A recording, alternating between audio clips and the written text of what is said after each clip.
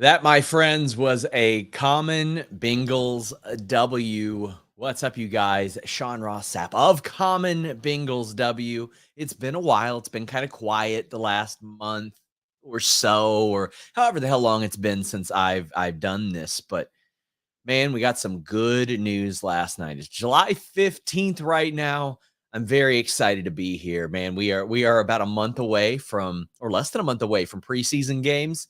And I thought, I'm never going to care about preseason games. I'm never going to go to a preseason games till your boy got his season tickets. Now I'm like, hell yeah, I'll be at that preseason game. Just anything to get it going, to get me in that Bengals mood. But the news that we got on Friday, July 14th, definitely got me in a Bengals mood. I am very, very excited to talk about this. It's something that we've talked about on this show in the past numerous times, and it is the contract situation regarding Joe Mixon. And something had to give. Like I would have been shocked if nothing happened, but I lost a little bit of hope a while back, and that's because Zach Taylor said Joe Mixon is the running back. He is the guy that we're going after. He's going to be the guy that's on the team throughout the summer. There weren't substantial moves made in the draft. There's, Jones, of course, he could develop into a starter. Absolutely, that could happen. But a lot of people expecting running back first round, second round. No, I think the Bengals drafted wisely, and I did a full show on that, and they very much set themselves up to pay less in those positions in the future when it comes to Boyd and some defensive positions that we'll talk about momentarily. But you got Dalvin Cook and Ezekiel Elliott and some other people out there, and obviously some varying degrees of success last year between those names. But a guy who was not successful last year was Joe Mixon. And with the amount that he was being paid over, it was like a $12 million cap hit. To restructure that, it benefits everybody. I've got so much stuff going through my brain right now that I just want to kind of get it all out there. So Tom Pelissero broke the news that Joe Mixon was taking a $4.39 million pay cut this year and $4.67 million next year. That off the top frees up $9 million. We'll get back to that later. The 2023 base is $5.51 million.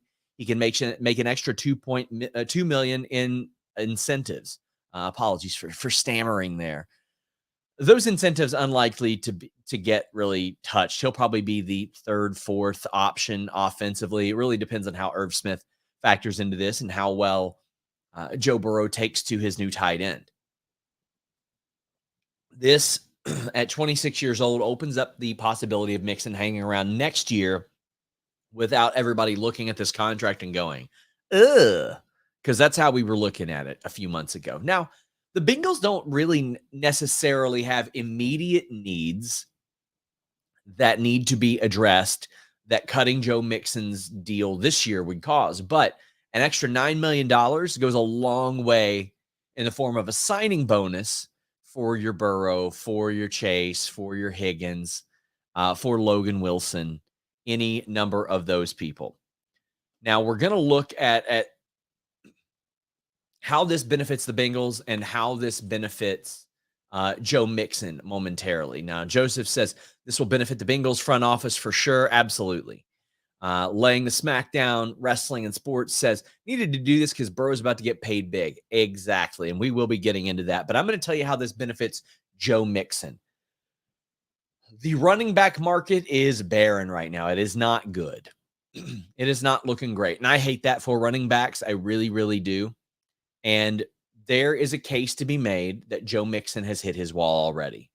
He did very well for the Bengals after his first year. And then once he got the job, he performed well for quite a while. However, as of last year, it just wasn't good.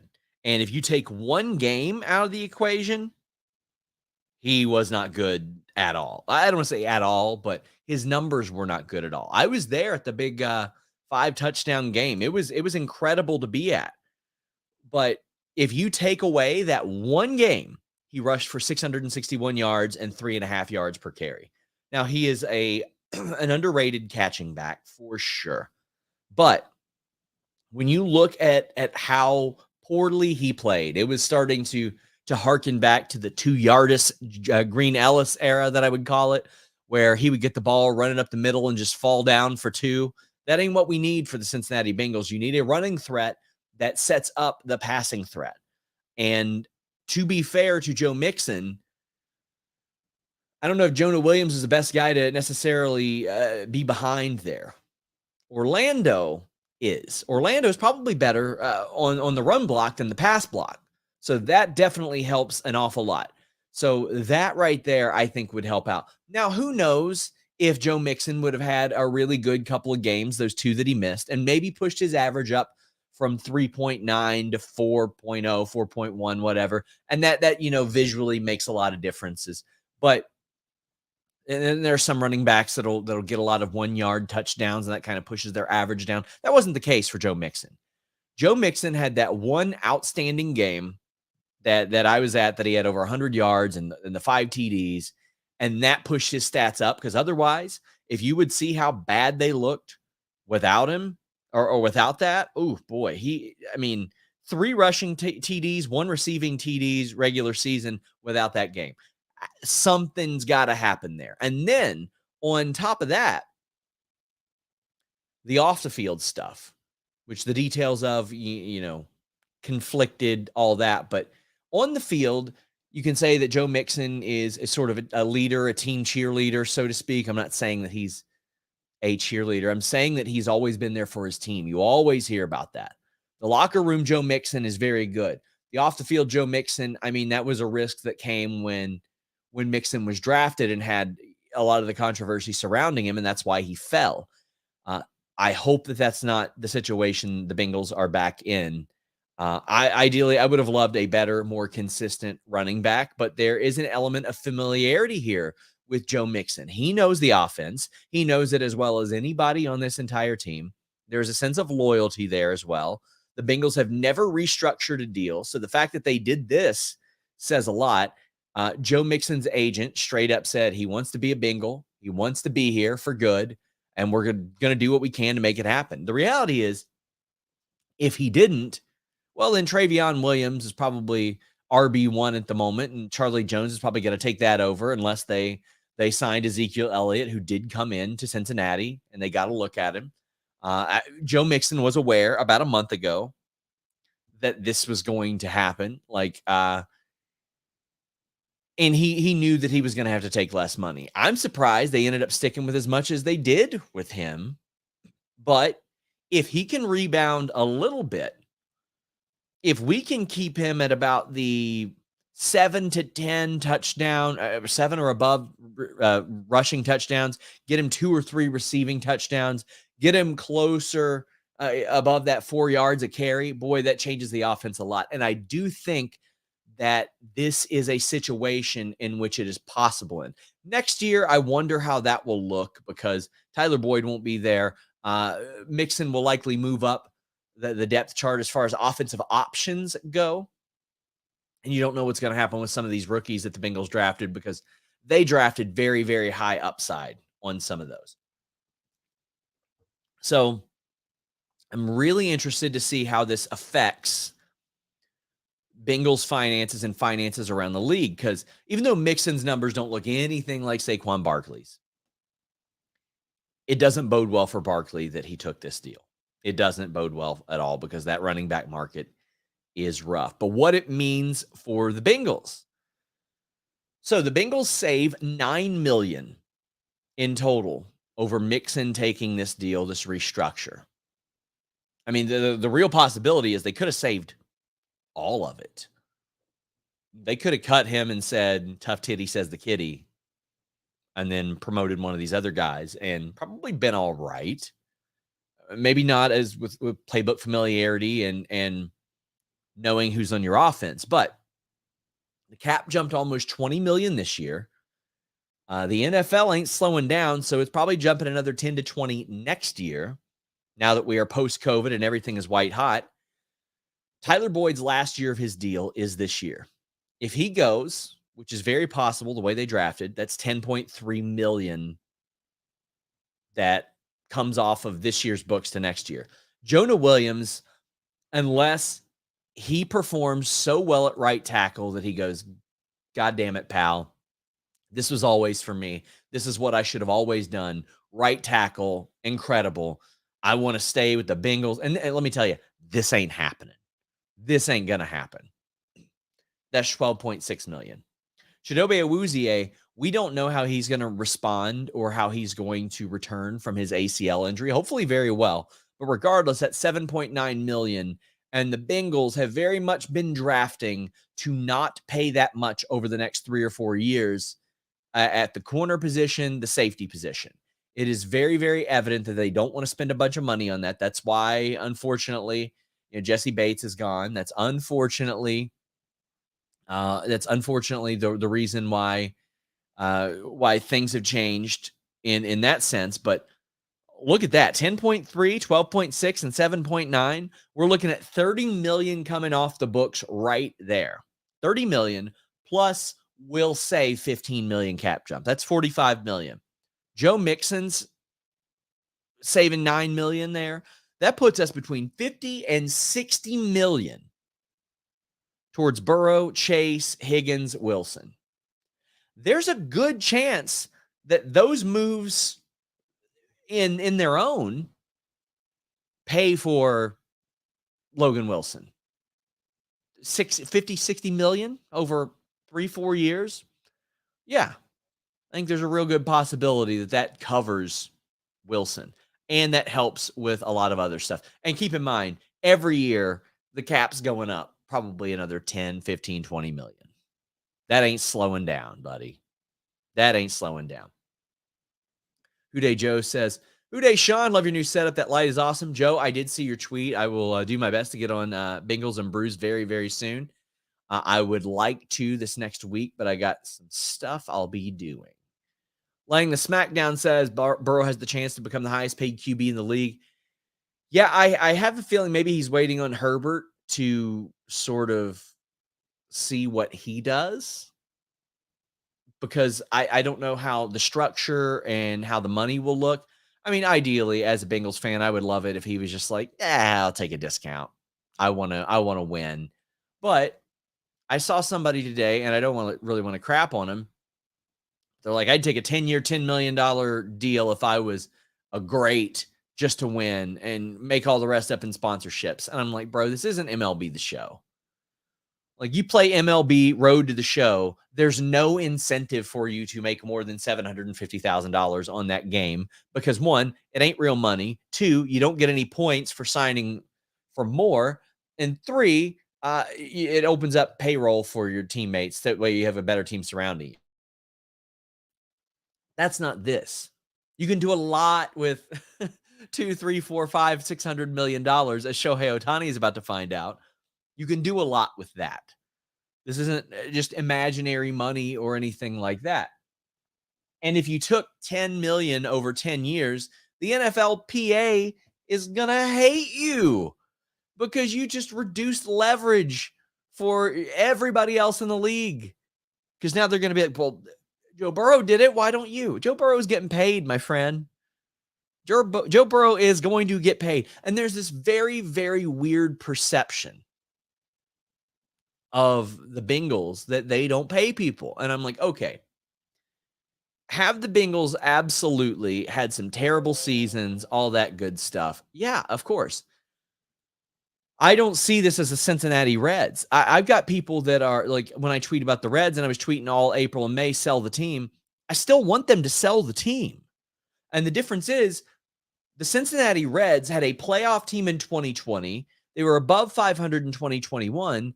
They lost Nick Castellanos, and Nick Castellanos respected the Reds fan base enough to say, guys, listen, I would have loved to have stayed in Cincinnati, but they didn't even call me. They didn't even try.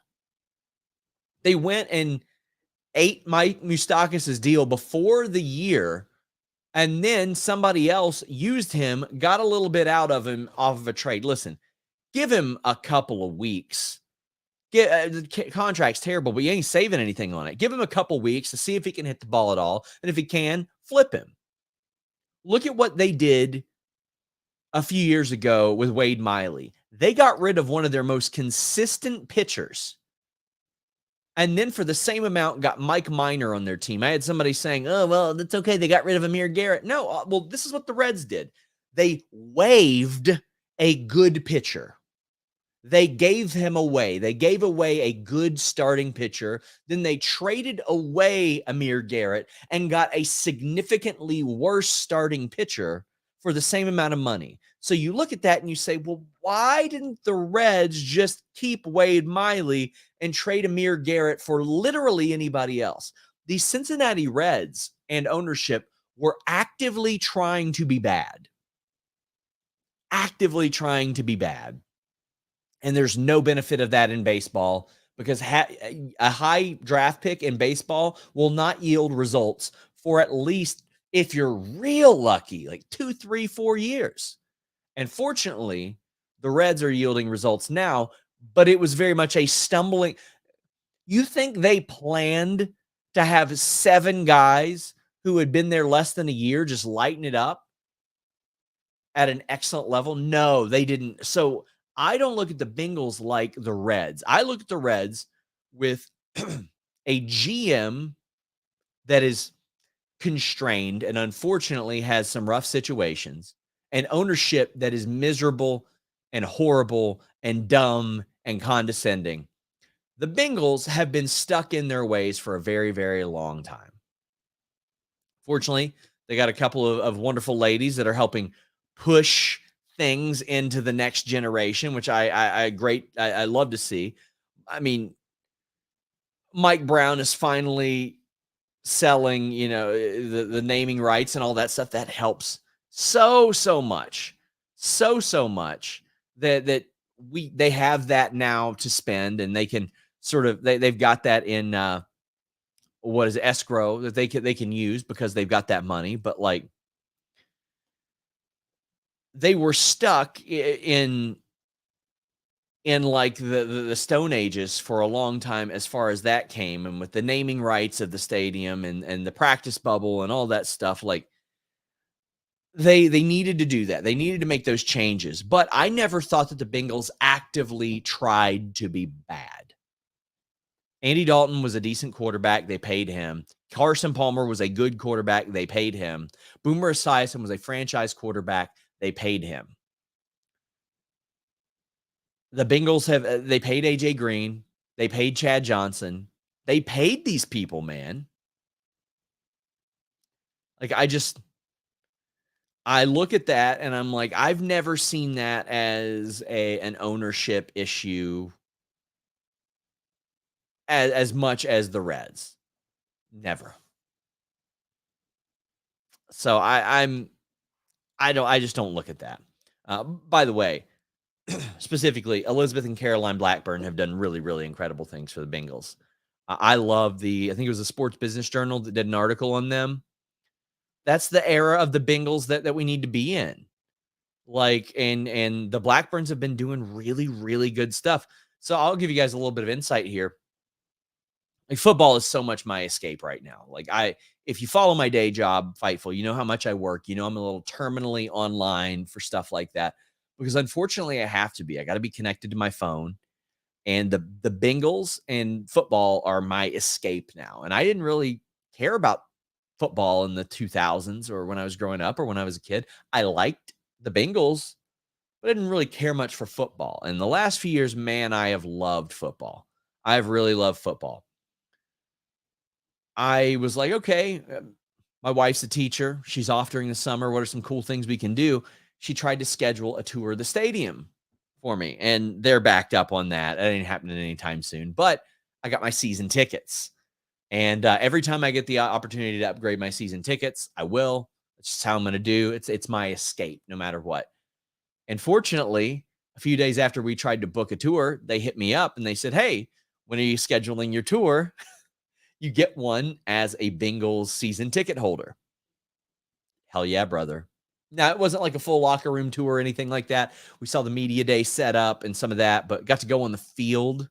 Oh, that was so incredible. They took us in. It was so cheesy. They took us into the signing room, the Paul Brown. I don't know what the hell the room was called, but we saw like the trophies and a lot of stuff like that. and we got to go in and sign our rookie contracts as uh, as new season ticket holders. Now it's funny because they're like, "Oh, as a season ticket holder, you're gonna get a free gift," and I'm like, "Hell yeah!" And they go, "Last year they got replica AFC Championship rings," and I go, "Hell yeah!" And they go, "And this year you're getting a blanket." It's like, damn, really, bro? A blanket? Jeez, man. A blanket. That's quite the downgrade, but they want to do it for the cold weather games and stuff. I'm like, give me a Bengals snuggie or something. It gets so cold there. Like, I understand why the Bengals don't want the dome and all that stuff on Paycor, but damn, man, I do. I know it's a beautiful sight and all that, but it gets cold by that river, and I ain't built for that. But we got to go out on the field and all that stuff. I swiped some little rubber pellets, all that. Look, Uday Joe says, "Yeah, I got a ring. They were awesome. Hard to top that." Well, your blanket's on the way, Joe. You're getting one of those again this year. Oh man, I got so pumped. My eyes got big. I'm like, they got a ring? Well, what are they gonna get? What are they gonna get us? I should have known following a Super Bowl year that wasn't gonna happen. Uh Laying the Smackdown says Bengals were good under Marvin Lewis, but always got into trouble and could not go far in the playoffs. Yeah, I completely agree. I thought that for many years that the hate on Marvin Lewis, one, I thought some of it was racially motivated, obviously, geographically, especially some old dumbass white Kentuckians being upset about him were very clearly motivated. But I didn't see the frustration with him until the final playoff year, when you had Vontez Burfict and Pac-Man and a lot of your star players going out and doing things that cost your team the win, and you couldn't help rein that in at all. That's on that. A lot of that's on the coach saying, keep your head in the game, stay composed. This is what we do it for. Don't let anything get to you. That's when I had had enough of Marvin Lewis. Before that, horrible clock management, abysmal clock management from that guy. I'm sorry, man. If I'm an NFL coach, I'm playing it like Madden.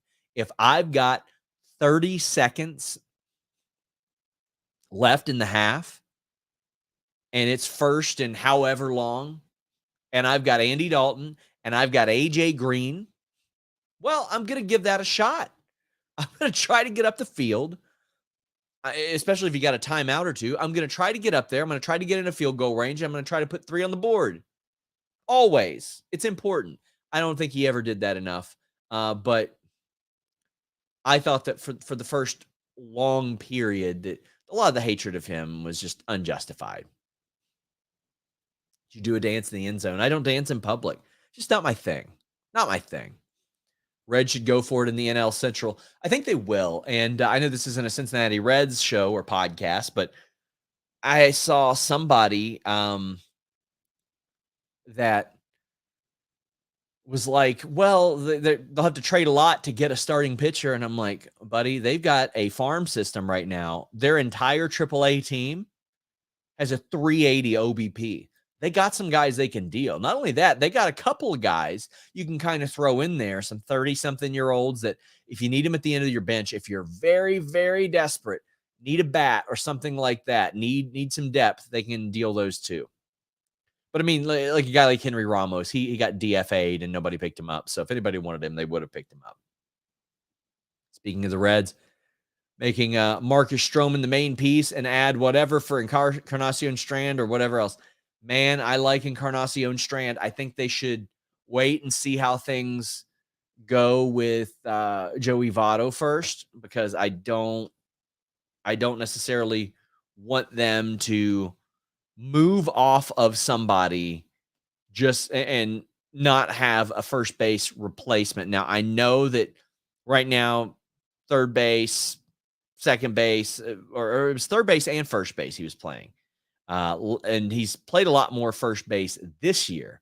So that's where I would like to see him. I want them to keep Christian Encarnacion Strand. I want them to stick with him.